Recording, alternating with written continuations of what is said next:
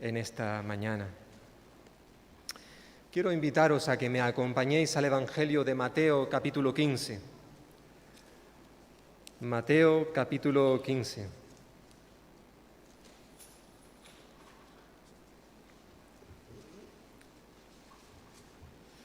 Y vamos a leer los primeros 20 versículos de Mateo, capítulo 15. Dice así la palabra del Señor. Entonces se acercaron a Jesús ciertos escribas y fariseos de Jerusalén, diciendo: ¿Por qué tus discípulos quebrantan la tradición de los ancianos? Pues no se lavan las manos cuando comen pan. Respondiendo Jesús les dijo: ¿Por qué también vosotros quebrantáis el mandamiento de Dios por vuestra tradición? Dios mandó diciendo: honra a tu padre y a tu madre, y el que maldiga al padre o a la madre sea condenado a muerte. Pero vosotros decís: cualquiera que diga a su padre o a su madre, ¿es mi ofrenda a Dios todo aquello con que pudiera ayudarte?, ya no ha de honrar a su padre o a su madre. Así habéis invalidado el mandamiento de Dios por vuestra tradición. Hipócritas, bien profetizó de vosotros Isaías cuando dijo: este pueblo de labios me honra, mas su corazón está lejos de mí, pues en vano me honran, enseñando como doctrinas mandamientos de hombres. Y llamando así a la multitud, Jesús les dijo: oíd y entended. No lo que entra por la boca contamina al hombre, pero lo que sale de la boca, esto contamina al hombre. Entonces, acercándose sus discípulos, le dijeron: ¿sabes que los fariseos se ofendieron cuando oyeron esta palabra? Pero respondiendo Jesús dijo: toda planta que no plantó mi Padre Celestial será desarraigada. Dejadlos, son ciegos guías de ciegos, y si el ciego guía al ciego, ambos caerán en el hoyo. Respondiendo Pedro le dijo: explícanos esta parábola. Jesús dijo: ¿también vosotros estáis faltos de entendimiento? ¿No entendéis que todo lo que entra en la boca va al vientre y es echado en la letrina? Pero lo que sale de la boca, del corazón sale, y esto contamina al hombre, porque del corazón salen los malos pensamientos, los homicidios, los adulterios, las fornicaciones, los hurtos, los falsos testimonios, la blasfemia. Estas cosas son las que contaminan al hombre, pero el comer con las manos sin lavar no contamina al hombre. Es increíble cuando nos paramos un momentito a pensar en todo lo que ha estado transcurriendo en este último año y medio, en nuestras vidas, en nuestros hogares, en nuestro país y a nivel global en todo el mundo, debido a la entrada, a la interrupción de una enfermedad a la cual le han llamado la COVID-19. Lo cierto es que en muchos aspectos de nuestra vida hemos tenido que hacer algunos cambios. Por ejemplo, en cuanto a la limpieza se refiere, ¿quién nos iba a decir a nosotros hace un año y medio atrás que íbamos a ser tan tiquismiquis con esto de la limpieza? Hasta el punto de que yo creo que, si no todos, la mayoría de nosotros, cuando llegábamos a casa, nos quitábamos los zapatos allí al ladito de la puerta, en aquel rinconcito donde teníamos un trapito y una pistolita con agua y lejía para limpiarnos los zapatos una vez que entráramos en casa. Evidentemente, ni que decir que en todo este tiempo, constantemente, allí donde vamos, allí donde entramos, incluso al mismo local de la iglesia, todos, porque son todos, ¿verdad?, hacemos uso del gel hidroalcohólico para desinfectar nuestras manos. Lo cierto es que ha habido una mentalidad en cuanto a la importancia de la limpieza de nuestras manos, de nuestras ropas. Y era necesario todo esto, no cabe duda, porque eso es lo que nos aconsejaban, lo que nos dictaban los expertos en la materia, la importancia de la limpieza.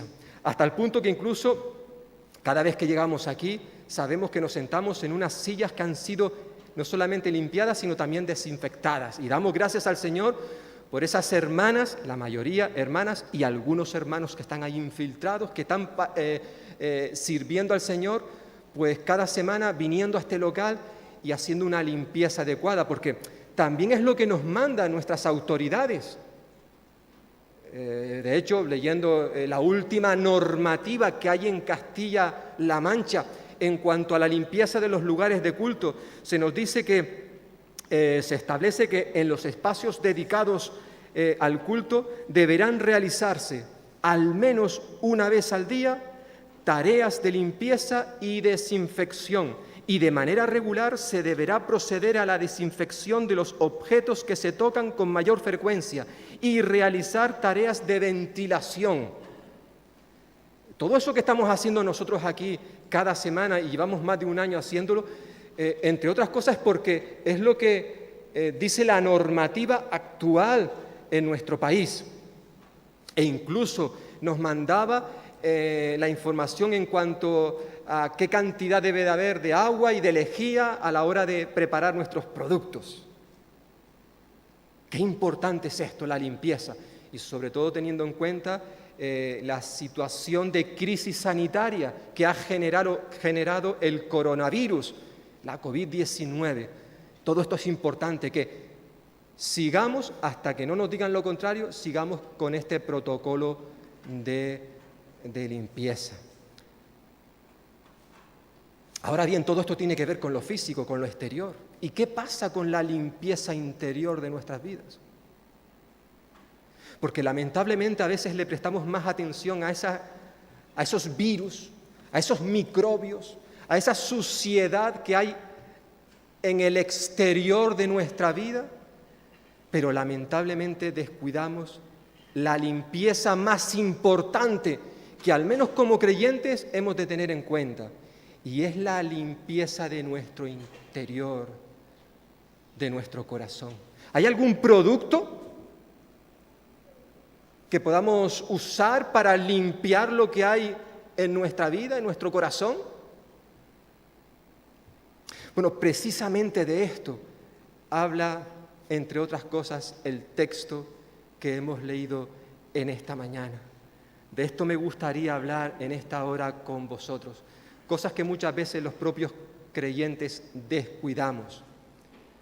Y a veces nos metemos en problemas, en conflictos, en confrontación, discrepancia con el hermano, con la hermana, con otras personas, porque estamos más pendientes de lo que se ve, de lo exterior, que de aquello que no se ve. Que precisamente eso que no se ve es lo que a Dios más le importa. En cierta forma, en este pasaje que hemos leído, la primera parte del versículo 1 a 9, encontramos, por así decirlo, las discrepancias entre la tradición y la inspiración. Es decir, la diferencia, el conflicto que hay entre la tradición humana con la palabra inspirada por Dios. Y precisamente de esto habla estos primeros versículos. Por un lado, del peligro que hay de desplazar la palabra escrita. Nos dice el primer y segundo versículo que se acercaron a Jesús unos fariseos y escribas que habían venido desde Jerusalén, a donde se encontraba Jesús, que era en Galilea. Y estos hombres eran, por así decirlo, una comisión de la Santa Sede. Era una comisión de hombres religiosos, técnicos, expertos en la ley de Dios. Por un lado, los fariseos, cuyo nombre básicamente significa los separatistas, era, por así decirlo, la secta más conocida dentro del judaísmo. Y luego estaban los escribas, llamados también los intérpretes de la ley. En cierta forma, estos dos grupos de religiosos se habían convertido en el pueblo judío como los guardianes, los vigilantes, los intérpretes de las normas, de las reglas, de los preceptos que se habían dado en el pasado. Ellos se consideraban realmente unos técnicos, tanto en la ley escrita dada por Dios. Cuando hablamos de la ley muchas veces estamos haciendo referencia, aunque no siempre, pero en este pasaje estamos haciendo referencia a los primeros 5 libros de la Biblia, lo que los judíos llamaban la Torá: Génesis, Éxodo, Levítico, Número y Deuteronomio. Y en cierta forma estos fariseos y escribas se habían hecho unos expertos de la ley escrita, esa ley dada por Dios a Moisés, pero también unos expertos en la ley oral, esas enseñanzas que se habían ido transmitiendo de generación a generación oralmente, de boca a boca, ¿verdad? Ellos eran unos expertos en esto. Y concretamente la ley oral era lo que se conocía también como la tradición de los ancianos, que es lo que se menciona en el versículo 2. En cierta forma, la ley oral, la tradición de los ancianos eran los maestros, los líderes en el pueblo de Israel.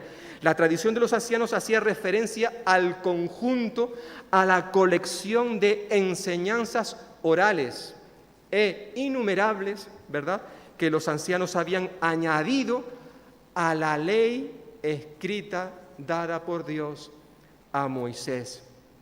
Según los rabinos, los maestros de Israel, había sido el mismo Moisés que había transmitido de manera oral a los líderes del pueblo toda esa enseñanza. Y luego estos líderes, los ancianos, también la habían transmitido oralmente al pueblo de generación a generación. Esta tradición, esta ley oral, ellos la consideraban al mismo nivel que la palabra dada por Dios, que la ley escrita. Para ellos esta ley oral, que según ellos habían recibido de Moisés, tenía la misma autoridad que la palabra revelada de Dios. Realmente cuando ellos enseñaban, ya no se podía diferenciar qué pertenecía a la tradición de los ancianos, la tradición, la enseñanza de los humanos, y qué era la palabra inspirada por Dios. De dónde venía una cosa y de dónde venía la otra. Ya había confusión. Fijaos que los escribas y fariseos estaban acusando a Jesús de que sus discípulos no es que quebrantaran el Antiguo Testamento, no, estaban quebrantando ¿el qué? La tradición de los ancianos. La crítica que recibió Jesús de parte de los escribas y fariseos vino como consecuencia, como hemos leído, de que sus discípulos no se habían lavado las manos antes de comer. Por eso dice versículo 2, preguntan, ¿por qué tus discípulos quebrantan la tradición de los ancianos? Pues no se lavan las manos cuando comen. Obviamente, yo creo que todos sabemos, pero es bueno recordarlo, que el conflicto que tenemos aquí no tiene que ver con la higiene, con que los discípulos tenían las manos sucias, llenas de microbios, de bacterias. No. Más bien el problema que se nos presenta aquí es que ellos no estaban cumpliendo con el ritual que todo buen judío tenía que realizar antes de comer. Había todo un proceso, unas normas, un protocolo para esa limpieza, no tanto física, sino ceremonial. Todo judío estricto tenía que, antes de comer, poner así las manitas con los deditos apuntando hacia arriba y permitir que se vertiera un poquito de agua que corriera por sus manos hasta la muñeca. Luego había que hacerlo al revés, bajar los deditos hacia abajo y seguir con el mismo procedimiento. Había todo un protocolo, una serie de reglas, directrices para que esto se hiciera bien. Aunque evidentemente todo eso no se encontraba en la ley, en las enseñanzas que Dios le había dado a Moisés. Esa es la realidad. En ninguna parte de las Escrituras se encontraba este mandato. Sin embargo, el cumplir con este ritual de limpieza era una prioridad en la vida del pueblo de Israel. Eran realmente muy estrictos, escrupulosos en todo este proceso. Bueno, Mateo no nos da todos los detalles, pero es interesante que Marcos en su Evangelio, cuando cuenta el mismo relato, es un poquito más preciso. Claro, Mateo escribió a los judíos y como eran judíos no necesitaba explicarles, darle muchos detalles, pero Marcos en su Evangelio, que se dirigía a gentiles, ya él se expresó un poquito más. Y él decía que debido a la tradición de los ancianos, aferrándose a ella, si no se lavan muchas veces las manos, no comen. Y cuando regresan de la plaza, si no se lavan, no comen. Y otras muchas cosas hay que se aferran en guardar, como los lavamientos de los vasos de beber, de los jarros, de los utensilios de metal y de las camas. Esto nos lo dice Mateo en este mismo relato, en el capítulo 7. Por tanto, si alguno ha creído que durante este año y medio que llevamos ya de pandemia hemos sido demasiado minuciosos en estas cositas de lavarnos tanto, pues lo que hemos hecho nosotros no es nada en comparación a ese protocolo de limpieza y desinfección que guardaban los judíos. Hermanos, hermanas y amigos, es cierto que en la ley escrita dada por Dios a Moisés, había establecido una serie de leyes, de normas que tenían que ver con la limpieza de los israelitas, de las personas. Existía todo un protocolo en cuanto a cómo se debía actuar en determinadas circunstancias. Por ejemplo, si una persona tocaba, rozaba el cuerpo, el cadáver de una persona, un familiar o cualquier otra persona, o el cuerpo, el cadáver de un animal, o si una persona tenía una infección en la piel, o simplemente que una mujer tuviera la menstruación, daba igual en estos casos como en otros, estas personas eran consideradas impuras, personas que no estaban limpias. Por eso se tenían que apartar, no podían presentarse delante del Señor para adorarle, ni tampoco tener comunión con el pueblo. Había unas normas en cuanto a esto. Incluso aquellos que servían en el tabernáculo, en el templo, en la casa del Señor, el sumo sacerdote, los demás sacerdotes, antes de ministrar en el templo, ellos tenían también que guardar una serie de normas en cuanto a la limpieza. Es cierto, y no solamente ellos, sino también todo el pueblo de Israel en determinados momentos, antes de, por ejemplo, acercarse al monte Sinaí, tenían que lavarse, bañarse. Había toda una ceremonia en cuanto a esto. Esa es la realidad. Eso lo encontramos en el libro de Levítico, en el libro de Éxodo, en los primeros 5 libros de la Biblia. No cabe duda que muchas de estas normas, reglas, tenían su razón de ser, aunque a nosotros nos parezcan algo radicales y sin sentido, pero tenía su razón de ser. Piensa por un momento, mañana tienes una entrevista de trabajo o tienes una cita médica. ¿Cómo iríamos a esa entrevista o esa cita médica? Acabamos de estar por la avenida de las Tinajas, corriendo, sudando. ¿Iríamos así sudando o sucios recién llegados del trabajo? Bueno, si vamos a una entrevista de trabajo no tenemos trabajo, lo queremos encontrar. No, nos prepararíamos lo más adecuadamente posible. Iríamos duchaditos, bien vestidos, bien peinados, a ver si me contratan o que el médico me pueda atender y yo estar en las mejores condiciones. Yo tengo la costumbre, a lo mejor soy un poco tiquismiquis, no lo sé, pero dependiendo para qué yo vaya al médico, normalmente, siempre antes de ir, me ducho. Quiero estar limpio, aseado, sobre todo si me tienen que hacer alguna prueba donde esté cerca del médico.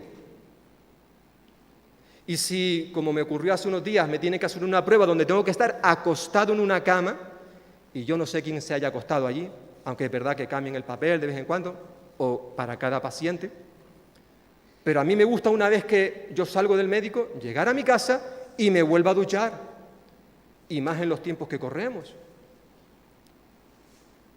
Pues lo mismo pasaría si tú y yo tenemos alguna cita médica, alguna entrevista de trabajo, hemos quedado con una chica, con un chico, es nuestra primera cita y nos gusta estar también adecuadamente preparados. Bueno, en cierta forma, esta es la idea que hay detrás de todo este protocolo de limpieza que vemos en este pasaje. Cuando una persona se acercaba a Dios, iba a tener un encuentro con el Señor, iba a estar en su presencia, no podía ir de cualquier manera. Dependiendo de qué es lo que iba a hacer, pues no solamente se tenían que duchar, se tenían que lavar, también tenían que cambiarse de ropa, ponerse una ropa adecuada para ese momento. ¿Por qué? No porque la persona físicamente estuviera sucia, sino porque espiritual y moralmente hablando, dichas personas estaban manchadas, llenas de impureza. Por eso el Señor entregó a su pueblo una serie de normas, directrices en cuanto a cómo debían actuar en determinadas circunstancias. Hermanos y hermanas, esto no ha cambiado en el día de hoy.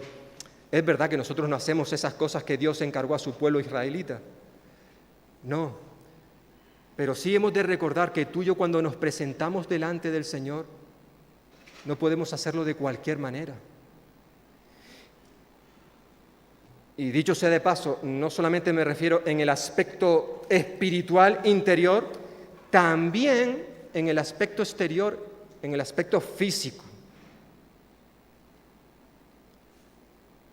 Yo personalmente creo que cuando venimos a la casa del Señor no vale cualquier tipo de ropa. Uno tiene que venir cómodo, a gusto, pero estamos en la casa del Señor y tenemos que cuidar nuestro vestuario, también lo exterior, porque eso es importante. Me sorprende y me alegra por un lado también cuando asisto a ceremonias, bodas de creyentes. Allí está todo el mundo vestido de gala. La han invitado a una boda y quieren estar lo más guapo, lo más guapa posible. Llevar el mejor vestido, que la gente se fije en nosotros y que nos diga: qué guapo que estás, qué bien te veo. Y yo me pregunto, ¿por qué esto no lo seguimos practicando cuando vamos a la casa del Señor? Vamos a tener un encuentro con el Dios nuestro, con el Rey de Reyes, con el Señor de Señores. ¿Y por qué no podemos venir también a la casa del Señor de manera adecuada en cuanto a nuestra vestimenta? Dicho sea de paso, cuando nos reunimos los jueves a través de Internet, aunque es cierto que estamos en nuestra casa y tenemos que estar cómodos en nuestra casa, permitidme que os diga que no toda vestimenta vale cuando, sobre todo el mundo te está viendo, tienes una cámara ahí que lo pilla todo. Y tenemos que ser cuidadosos, hermanos y hermanas. No quiere decir que estemos ahí con un traje, con una corbata o con una falda que nos llegue hasta los tobillos. No, pero es importante que cuidemos estos detalles, porque en ese culto estamos en la presencia del Señor. Estamos en nuestra casa, sí, pero estamos en la presencia del Señor, participando con otros hermanos. A Dios le importa mucho también lo exterior, aunque de manera especial Él mira lo que hay en nuestro corazón. Lamentablemente, y como sigue sucediendo en el día de hoy, aunque por un lado Dios dio unas pautas, unas normas en cuanto a la limpieza, por otro lado vemos que los maestros de Israel habían cogido todas esas normas, esas reglas, y comenzaron a desmenuzarlas. No sé si os habéis fijado cuando vemos en la televisión a un cocinero, coge una zanahoria, una cebolla, y con una velocidad corta ese alimento en trocitos. En cierta forma es esto lo que hicieron los fariseos y escribas en los tiempos bíblicos. Cogían algo que sí Dios había dicho, aunque Dios no daba todos los detalles, decía esto hay que tenerlo en cuenta, pero no daba a lo mejor la información en cuanto a cómo hacerlo, pero los discípulos se encargaron de despiezar, de trocear, modificar, ampliar las leyes que el Señor había dado. Claro, todo en base a sus interpretaciones. Y de ahí sacaron precisamente esa ley oral, que unos años más tarde, después de los tiempos de Jesús, todo se recogió, se puso por escrito, y es lo que se conoce hoy en día como la Misná. Allí estaba todo recogido, ¿verdad?, para que pudiéramos conocerlo. El Señor no había dado esta regla de lavarse las manos de esta manera antes de cada comida. Y precisamente es de esto de lo que estos hombres, escribas y fariseos, acusaron a Jesús, de no haber cumplido esas normas, no las divinas, sino las humanas. El peligro de desplazar la palabra de Dios. Pero también vemos aquí cómo el Señor le da prioridad precisamente a esa palabra. Jesús respondió, versículo 2, y les dijo: ¿por qué también vosotros quebrantáis el mandamiento de Dios por vuestra tradición?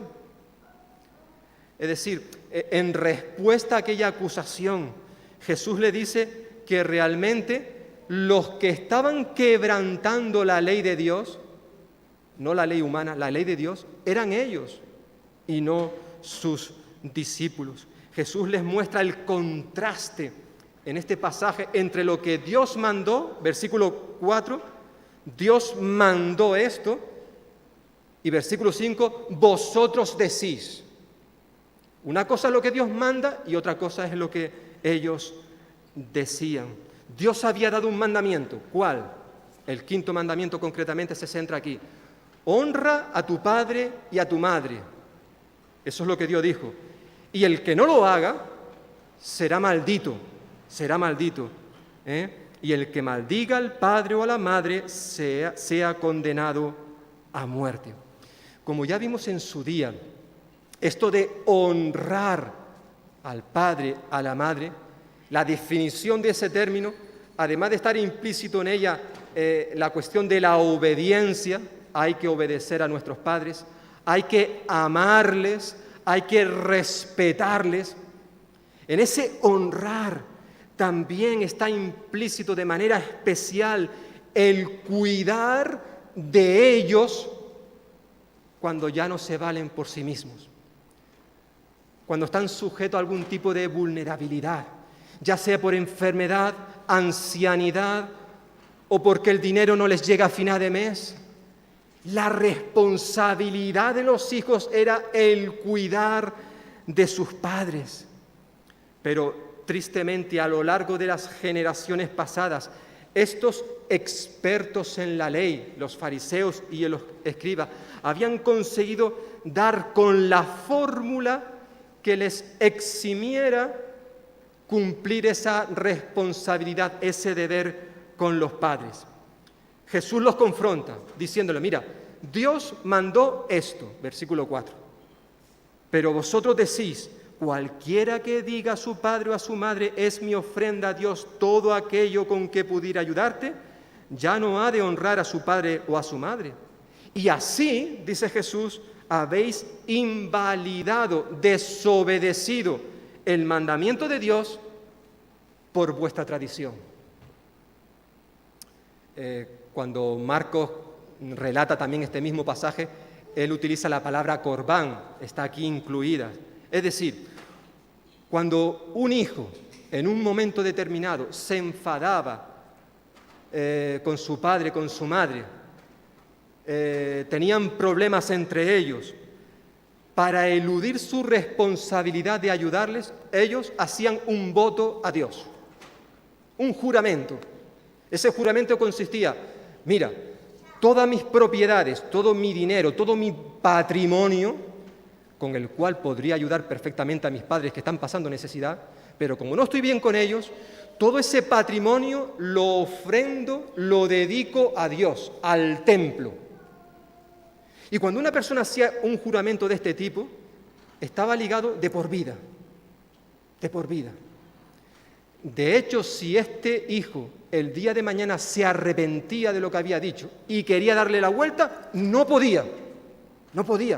Ya decía Números capítulo 30, versículo 2, que en cierta forma el voto hecho por un hombre había que cumplirlo forzosamente. Y esta gente, precisamente para eludir su responsabilidad, dedicaban todas sus propiedades a Dios. Eso sí, a pesar que lo habían dedicado para Dios, esto no les impedía a ellos seguir disfrutando, ellos seguían disfrutando de todo ese patrimonio. Eso sí, a los padres ni un céntimo de euro. Y Dios les dice: Jesús, ¿sabéis que estáis invalidando la palabra de Dios? ¿La estáis desobedeciendo? Con vuestras tradiciones, con vuestras leyes, que os habéis inventado. Eso no lo he mandado yo. Estáis invalidando. Lo cierto es que estos israelitas que actuaban de esta manera, en cierta forma vivían disfrazados, viviendo una vida que no era la suya, mostrando una cara cuando realmente eran otra clase de persona. Por eso versículos 7 y 9 Jesús les acusa de hipócritas.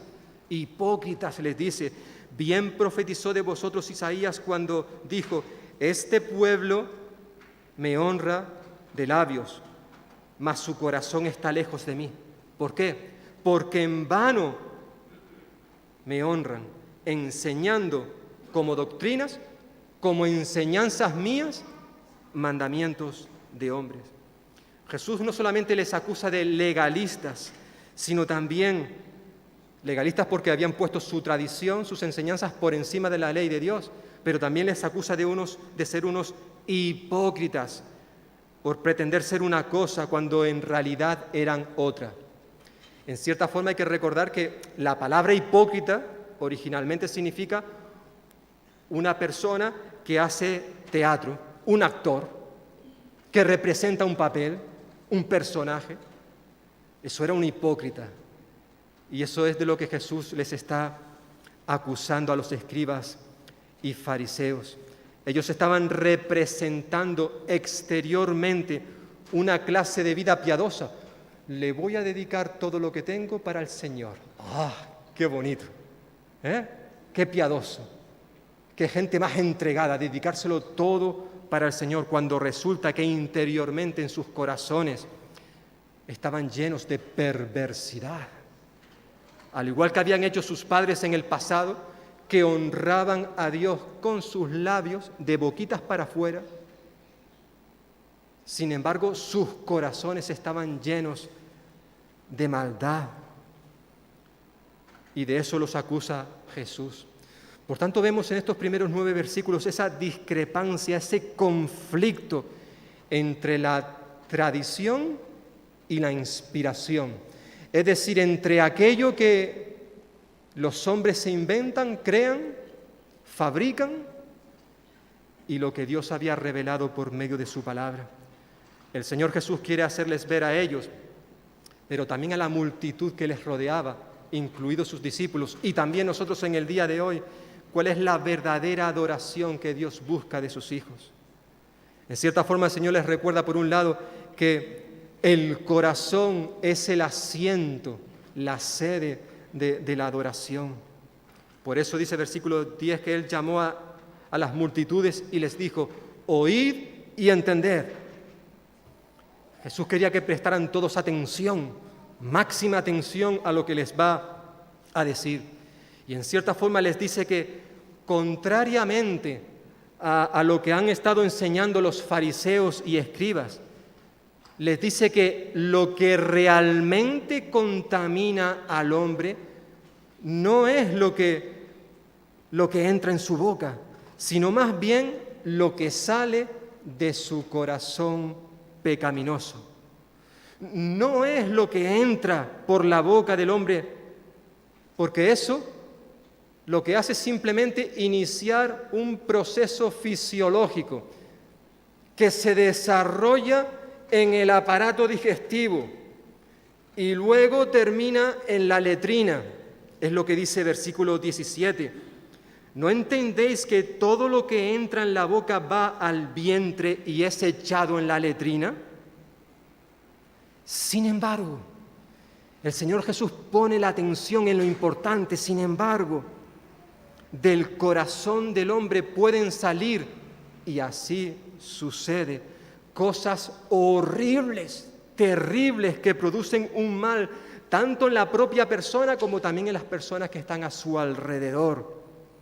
El corazón, en cierta forma Jesús está recordándonos que el corazón es como una especie de almacén que aloja y gestiona una serie de pecados que son los que verdaderamente contaminan al hombre. Es del corazón de donde procede, dice Jesús, versículo 19, de donde proceden las malas intenciones, los malos pensamientos, los asesinatos, los adulterios, las inmoralidades sexuales, los robos, las calumnias y las blasfemias. Es de allí de donde procede todo esto, del corazón, dice Jesús. Para los escribas y fariseos, la adoración consistía en prestar atención a una serie de cosas externas, reglas, preceptos, ceremonias, ritos, mandamientos humanos, como por ejemplo lavarse las manos de una determinada manera antes de comer, que es de lo que acusan a los discípulos de Jesús. Sin embargo, para el Señor, la adoración no tiene que ver con la práctica de una determinada religión, ni con el estado de nuestras manos. Lo que entra en la boca, aunque obviamente puede afectar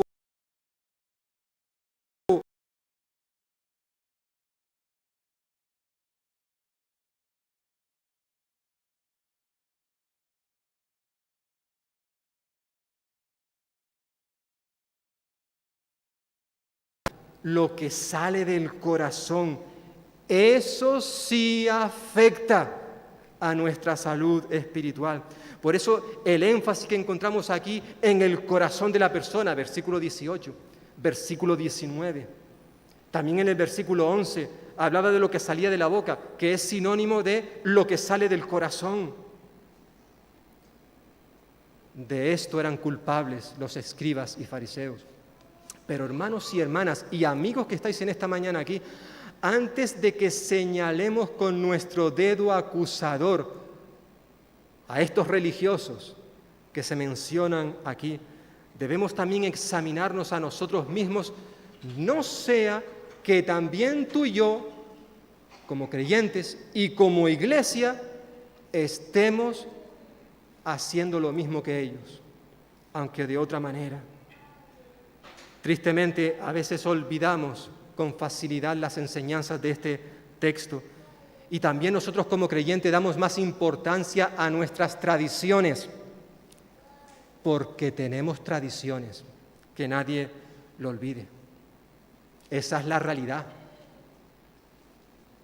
El texto nos ha dicho que Dios mandó, pero vosotros decís. ¿Y cuántas veces hemos escuchado la expresión entre los mismos creyentes? Esto hay que hacerlo como Dios manda. Perdona un momento, eso que tú estás diciendo, ¿dónde está en la Biblia? Porque a veces nos inventamos mandamientos y lo intentamos maquillar, recubrir, vestir con la palabra de Dios cuando eso no está en la palabra de Dios.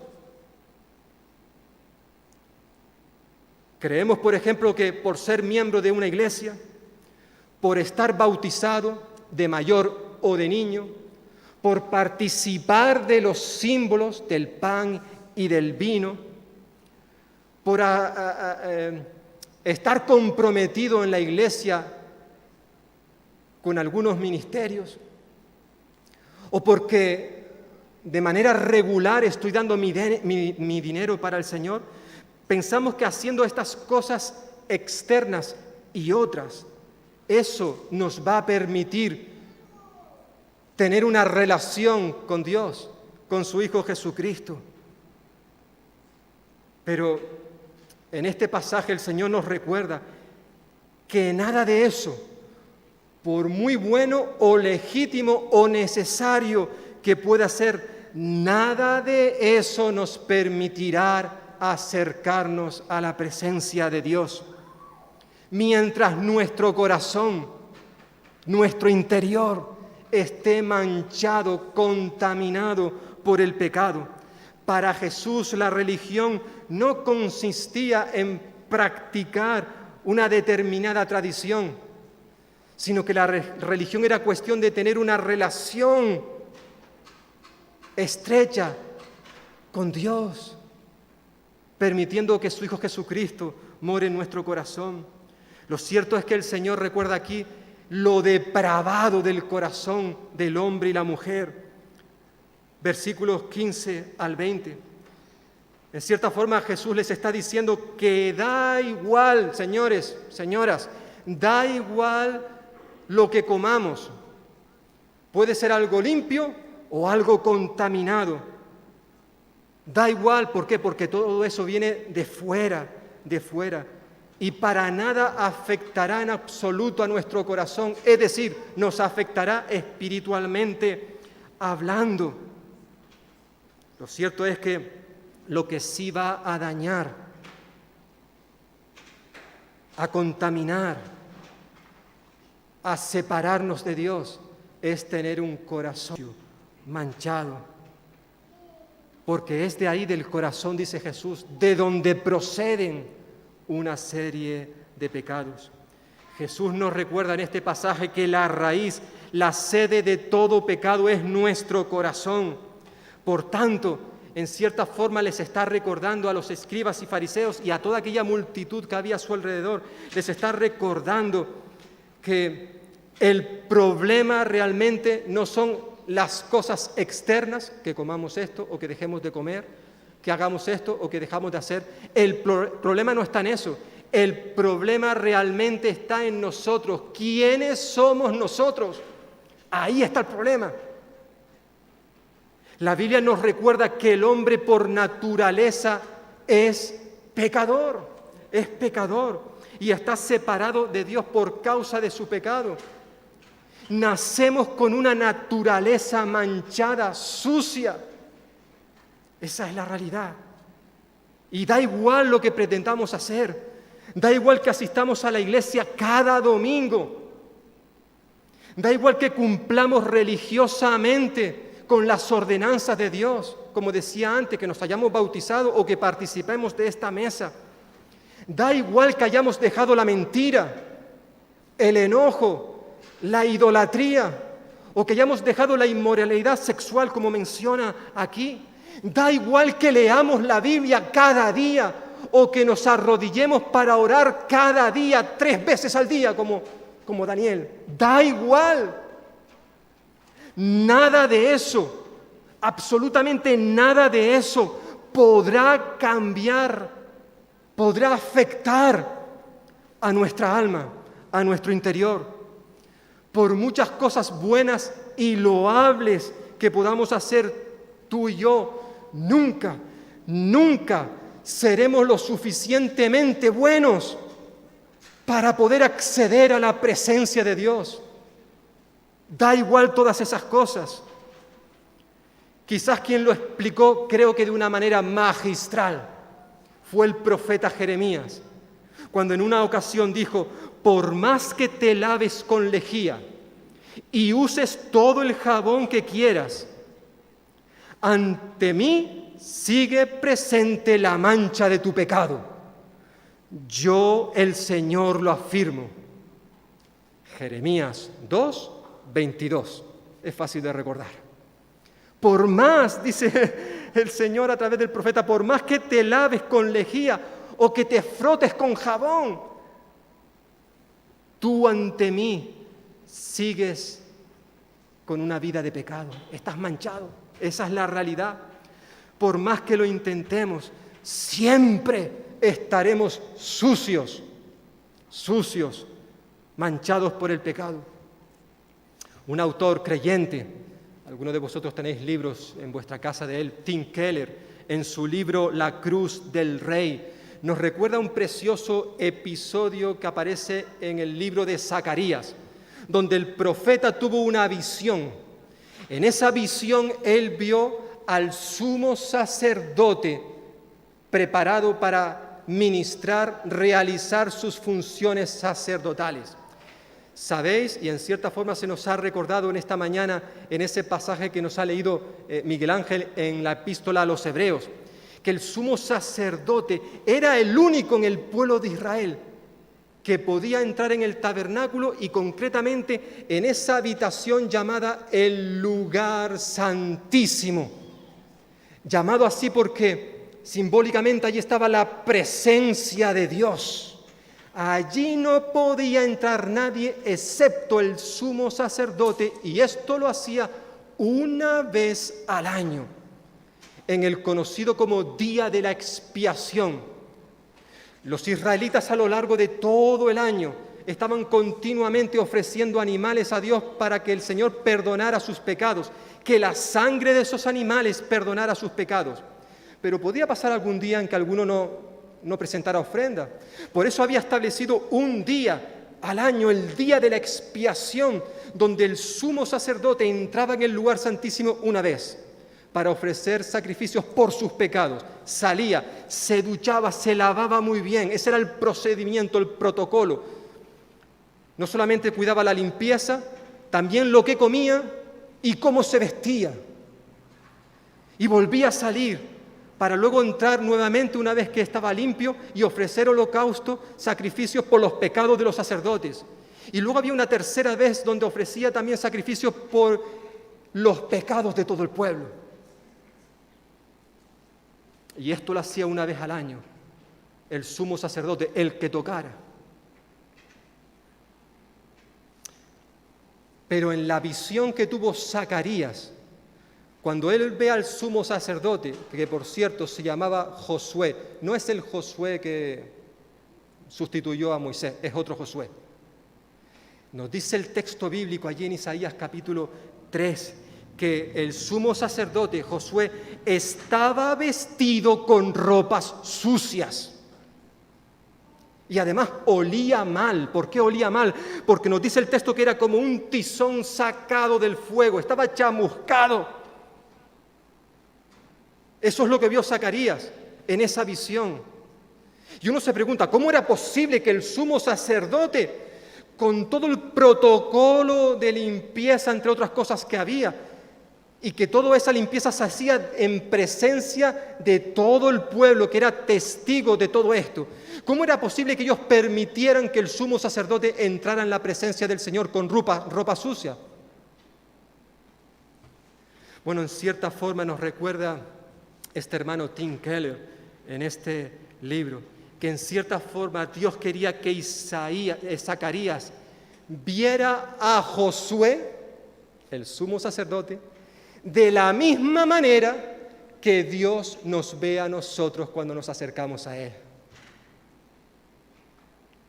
Porque aunque llevaban toda la vida, desde que se inició allí en el desierto, bueno, el tema del tabernáculo, etcétera, ¿verdad?, en el pueblo de Israel, desde que se comenzó a ofrecer sacrificios por parte del sumo sacerdote en el tabernáculo, en el templo, en cierta forma, a pesar de todo lo que hacían para estar limpios, ceremonialmente hablando, espiritualmente, Dios seguía viéndolos como gente impura, inmunda, sucia. De la misma manera que también Dios nos ve a ti y a mí cuando nos acercamos a Él. Nos ve con vestidos sucios, impuros. No somos dignos de entrar en su presencia. Pero Dios tenía algo preparado para Josué, el sumo sacerdote, y le mandó a un ángel que le quitara a Josué aquella ropa, quitarle esas vestiduras y ponerles un turbante limpio sobre su cabeza. Y le vistieron, dice, le vistieron como de gala, de gala. Qué hermoso, ¿verdad? La intervención divina, la obra que Dios hizo para que Él nos viera de forma adecuada. Y en cierta forma el pasaje, si lo leéis en casa, también señala al que habría de venir para precisamente limpiarnos de nuestros pecados. Años más tarde vendría otro hombre llamado Josué, en griego, en el Nuevo Testamento, con el nombre Jesús, porque Josué y Jesús significan lo mismo. Vendría precisamente con el objetivo de cambiar nuestros vestidos, de transformarnos de tal manera que ahora sí, después de su obra en nuestras vidas, pudiéramos tú y yo, como también se nos ha recordado en esta mañana, acercarnos al lugar santísimo. Ya el texto decía que no valía cualquier manera, había que estar limpios, había que estar limpios. El apóstol Pablo en su carta a los Corintios nos recuerda que al que no cometió pecado, a Jesús, al que no cometió pecado alguno, por nosotros Dios lo trató como pecador, lo hizo pecado. ¿Para qué? Para que en Él recibiéramos la justicia de Dios. Hermanos y hermanas, cuando tú y yo le entregamos nuestro corazón a Jesús, en aquel instante, en aquel momento, instantáneamente, Dios nos desvistió de nuestra ropa sucia, de nuestras justicias, y nos vistió con la justicia de su Hijo Cristo Jesús. Y es por eso que ahora tú y yo podemos acercarnos al trono de Dios confiadamente. ¿Por qué? Porque Dios ve en nosotros la ropa, el vestido de su Hijo Jesucristo. Eso sí, el vestido que llevábamos nosotros de pecado, el Padre lo puso en su Hijo. Él se vistió con nuestro pecado. Y de esa manera ahora sí podemos entrar tú y yo en la presencia de Dios.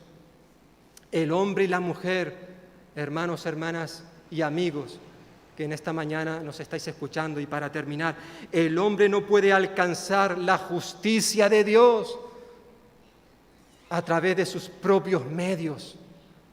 No, tiene que haber una intervención divina. El hombre y la mujer tienen que ser regenerados, recibir una nueva vida, nacer de nuevo, para poder estar limpios y sin mancha delante de Él. Ese es el producto que hoy necesita el hombre y la mujer para ser limpios, desinfectados.